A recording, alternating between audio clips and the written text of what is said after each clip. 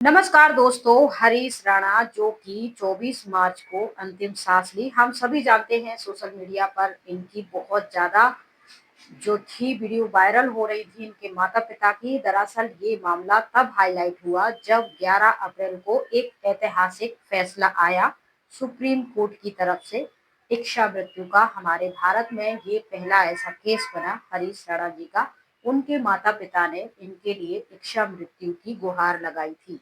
2-3 दिन इस पर सोच विचार करने के बाद जज ने ये फैसला दिया और उनकी आंख भी भर आई। और ये इनके माता पिता ब्रह्मा कुमारी संस्थान से भी जुड़े हुए हैं और अदर संस्थानों पर। तो हम आज इसी पर डिस्कस करेंगे। हरीश राणा कौन है, क्या क्या उनके साथ हुआ और कैसे उनके माता पिता ने 13 साल तक उनके लिए क्या कुछ नहीं किया, कितनी धार्मिक संस्थाओं पे मंदिरों पे दुआएं की, उनके लिए मेडिटेशन वगैरह किया और यहाँ वो पहले से जुड़े थे या नहीं। लेकिन उनके साथ एक वीडियो और ब्रह्मा कुमारी दीदियों की वायरल हो रही थी जब इच्छा मृत्यु का फैसला आया और फिर हरीश राणा को वापस एम्स में एडमिट कराया गया। उनकी लाइफ सपोर्टिंग जो दवाइयाँ थी वो सब हटाई गई धीरे धीरे। उनको पेन किलर की जो दवाइयाँ थी वो कम करी गई, उनकी लाइफ सेविंग की जो दवाइयाँ थी वो भी कम करी गई।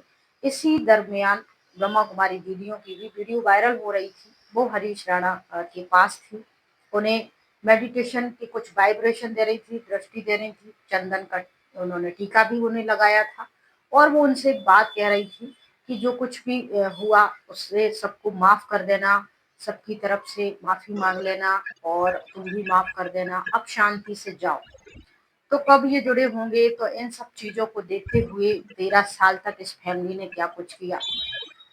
13 साल पहले इनका जो लड़का था हरीश, वो पढ़ाई कर रहा था, हॉस्टल में था और अचानक वहां से फोन आ जाता है कि आपका लड़का चौथी मंजिल से गिर गया या उसने खुद से छलांग लगा ली।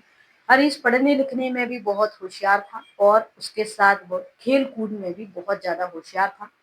इस एक्सीडेंट होने से कुछ दिन पहले ही उसका गेम था और उसमें वो बहुत ज्यादा होशियार था।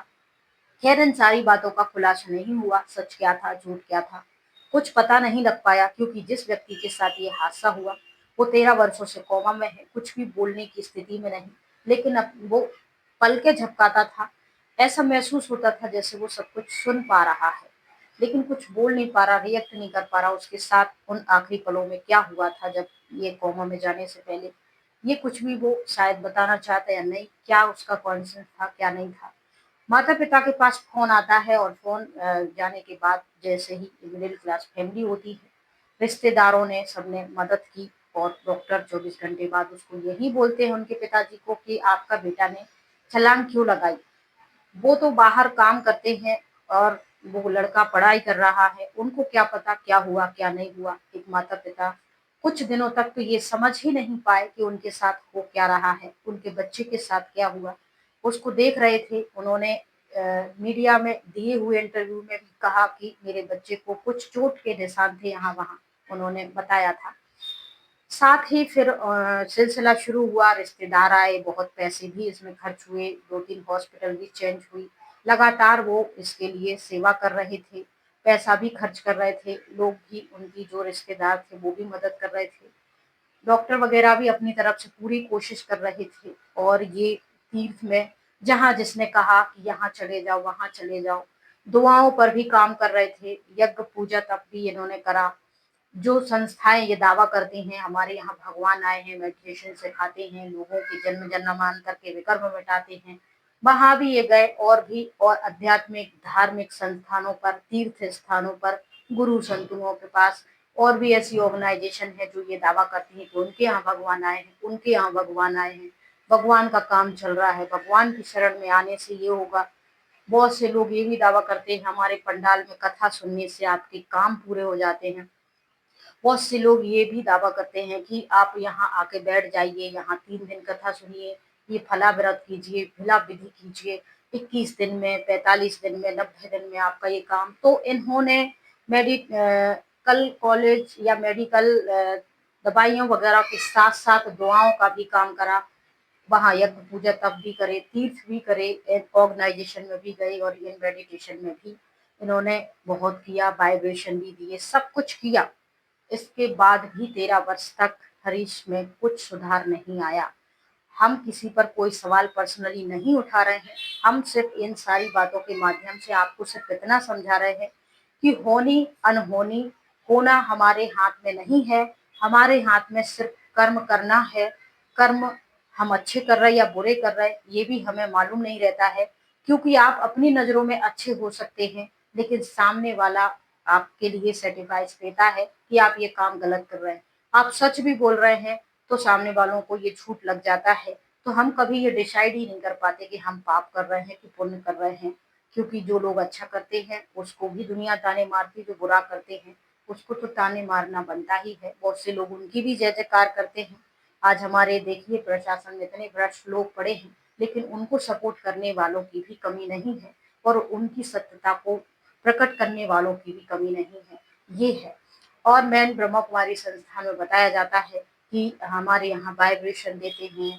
अगर आपकी बात कोई नहीं मान रहा है तो उसको वाइब्रेशन देते, खाने में वाइब्रेशन देते, पीने में। सिस्टर शिवानी ज्यादातर अपनी वीडियोस में वाइब्रेशन के ऊपर ज्यादा जोर देती हैं, बताती हैं कि कैसे शादी के कुछ दिन पहले ही उनकी मम्मी ने उन्हें खाने में, पानी में, हर चीज में चार्ज किया, वाइब्रेशन दिए और अचानक से उनका ब्रह्मा कुमारी बनने का मन हो गया।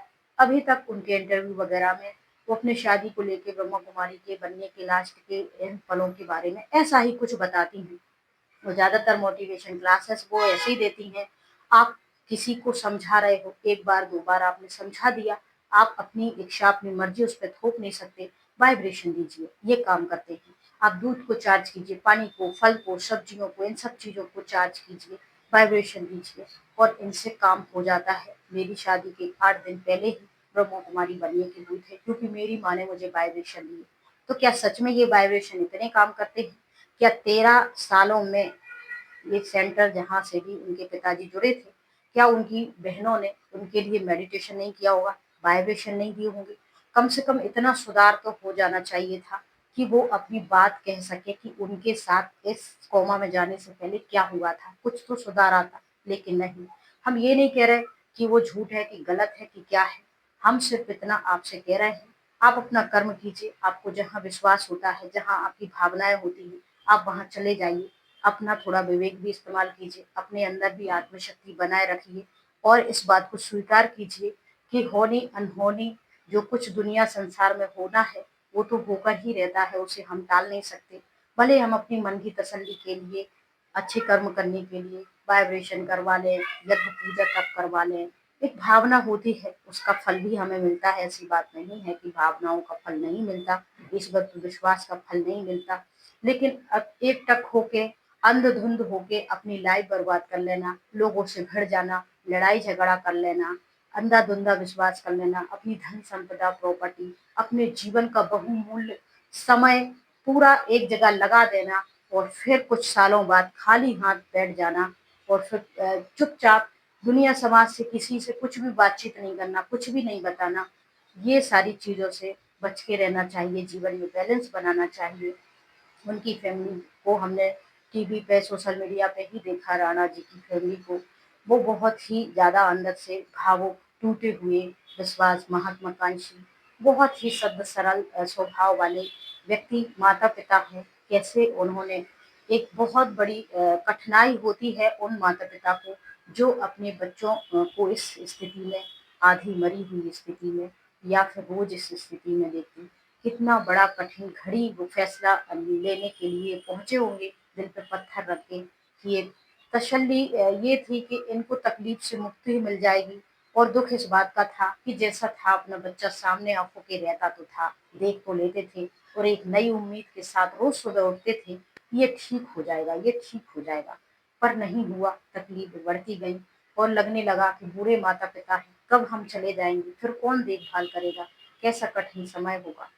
तो ये सारी चीजें जो होती हैं, थोड़े से समय के लिए पूजा पाठ करना, मंदिर जाना, संस्थाओं में जाना, आध्यात्मिक ज्ञान का अर्जन करना, ये हमारे गृहस्थ और सामाजिक जीवन का एक हिस्सा हो सकता है।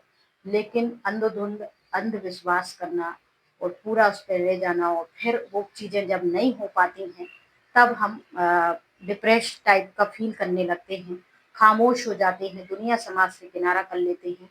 उन चीज़ों को हम एक्सपीरियंस नहीं करते, बताते नहीं हैं, लोगों के साथ शेयर नहीं कर सकते कि हमने इतना अटूट फिर भगवान को कोसना, किस्मत को कोसना, उन लोगों को कोसना, इन सारी चीज़ों से कुछ नहीं है। जीवन में हमेशा बैलेंस बना के रखिए। जो परिस्थिति आती है, उन्हें कोई नहीं टाल सकता, कोई वाइब्रेशन नहीं डाल सकता, कोई कुछ नहीं कर सकता। कभी-कभी किस्मत साथ दे जाती, वक़्त साथ दे जाता, दुआ साथ दे जाती, पर हमेशा नहीं ये सारी चीज़ें होती हैं। वो एक इत्तेफ़ाक हो जाता है कभी कि कोई अचानक जा रहा है, एक्सीडेंट होने वाला था, अचानक से 1 मिनट का गैप हो गया, कहीं रुक गया या कुछ ऐसी अड़चन आ गई बीच में, ट्रैफ़िक में फँस गया, तो वो घड़ी उस समय टल गई। ऐसा कुछ इत्तेफ़ाक चमत्कार हो जाता है। ऐसे भी बहुत सारे चमत्कार हो जाते हैं। पंडाल में 20,000 लोग बैठे हैं, उसमें से 10, 12, 15 लोगों की इच्छा पूर्ति हो गई। 20 साल से बच्चा नहीं हो रहा था, 10 साल से नौकरी नहीं लग रही थी, घर में दुख अशांति थे, 10-12 लोगों के हो जाते हैं। वो बताते हैं कथा सुनने से, व्रत करने से, ये विधि विधान करने से मेरा ये सब कुछ हो गया। लेकिन जो 20,000 लोग बैठे हैं, उनके पास भी कोई ना कोई मनोकामना तो ज़रूर होती है, कोई ना कोई इच्छा तो ज़रूर होती है, कोई ना कोई समस्याओं से तो वो भी जूझ रहे होते हैं, उन सबकी पूरी नहीं हो पाती है। कहने का सीधा-सीधा सिंपल सा फंडा है कि अपने कर्म करते रहिए, कब किस्मत बदल जाए और कब ना बदले। होनी-अनहोनी जो वक़्त हो रहा है, जो होना है, वो होकर ही रहेगा। झूठे दावों, झूठी अफ़वाहों, इन सब चीज़ों से स्वयं को बचा के रखिए और एक जुड़ाव सा हो जाता है, उसके बाद मन टूट जाता है। हम खुद दुखी, असफल होते हैं, परेशान होते हैं।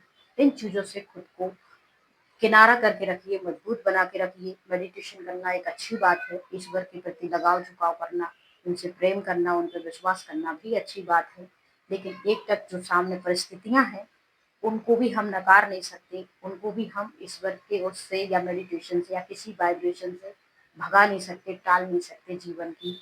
ये भी एक सत्यता है। कभी हो जाता है कोई मिरेकल, कोई इत्तेफ़ाक, लेकिन सबके साथ हो ये पॉसिबल तो नहीं होता है। तो अफ़वाहों से खुद को बचा के रखिए, स्वस्थ रहिए, मस्त रहिए।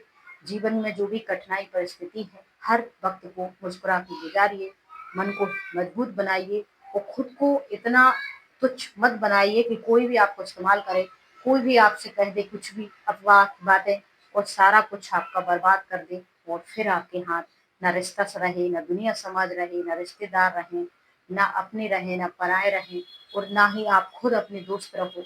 आपको ये दुनिया इतनी फीकी लगने लगे और ऐसा लगने लगे कि दुनिया में सब लोग सिर्फ बिजनेस करते हैं, भावनाओं के साथ खेलते हैं, अपना फायदा देखते हैं, किसी से कोई लेना देना नहीं। इस स्थिति तक अपनी स्थिति मत बनने देना, अपना ध्यान रखना, मस्त रहना, स्वस्थ रहना। इस इंफॉर्मेशन में फिलहाल इतना ही। जय हिंद, जय भारत।